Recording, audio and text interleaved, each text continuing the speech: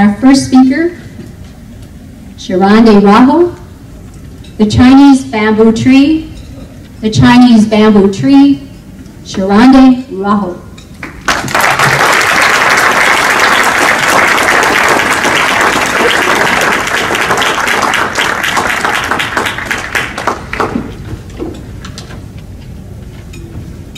Luke, I am your father. Perhaps one of the most memorable lines spoken by Darth Vader and voiced by James Earl Jones. Did you know that he belonged to a unique club?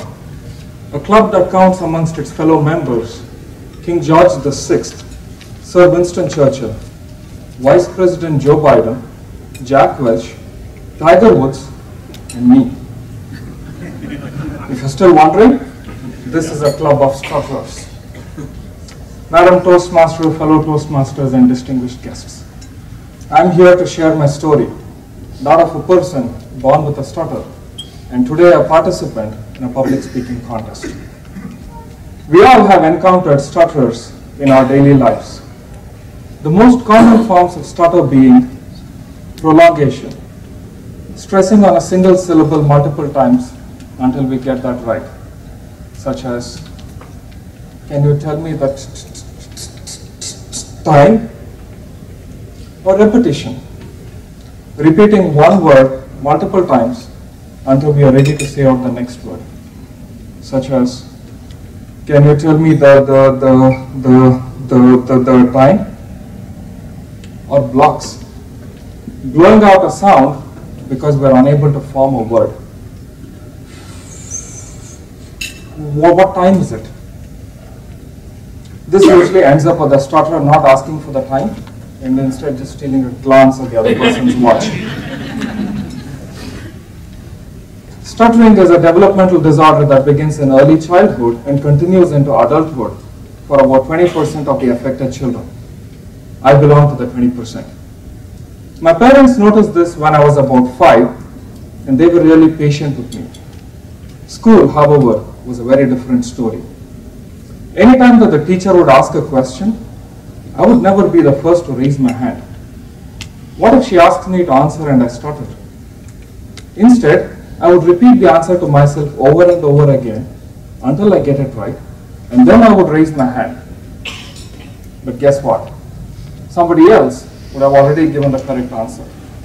Somebody who didn't have a stutter. At the age of 7, my parents decided to address the problem before it got out of hand.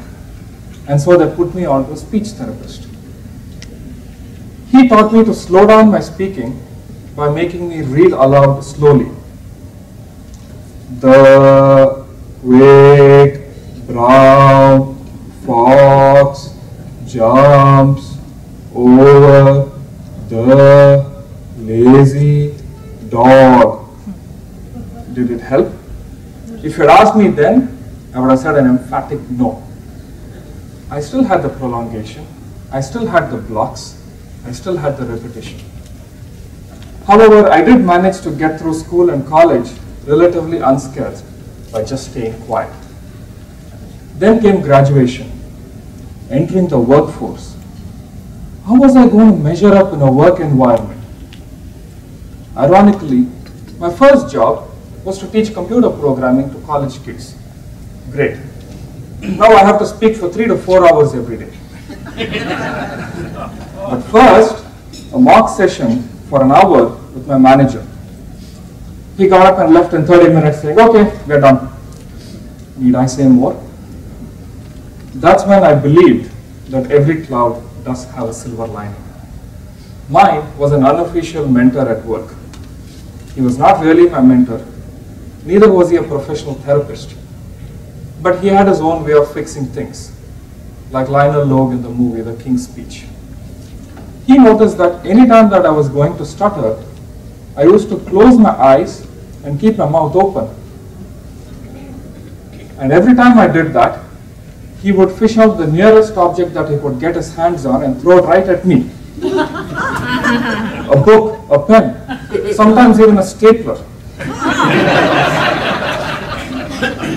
I learned my lesson. keep my eyes open and mouth closed.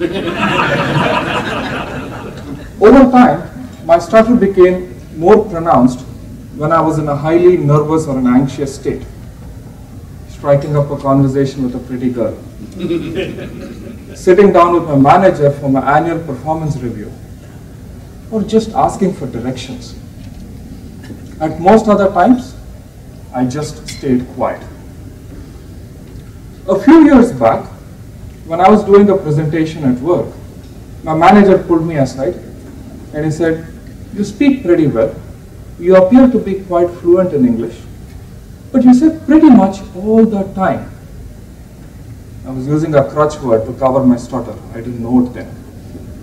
"I think it would help for you to join Toastmasters or some public speaking course that would help you overcome this problem." I was skeptical. A public speaking course where professional therapy failed. Yeah, right. But I decided to give it a try. It didn't cost me much. Did Toastmasters help? Let's see. Table topics, prepared speeches, giving evaluations, filling meeting roles, and the R counter. You bet it did. As I look back at my life as that of a person born with a stutter, I realize that it has been like the Chinese bamboo tree.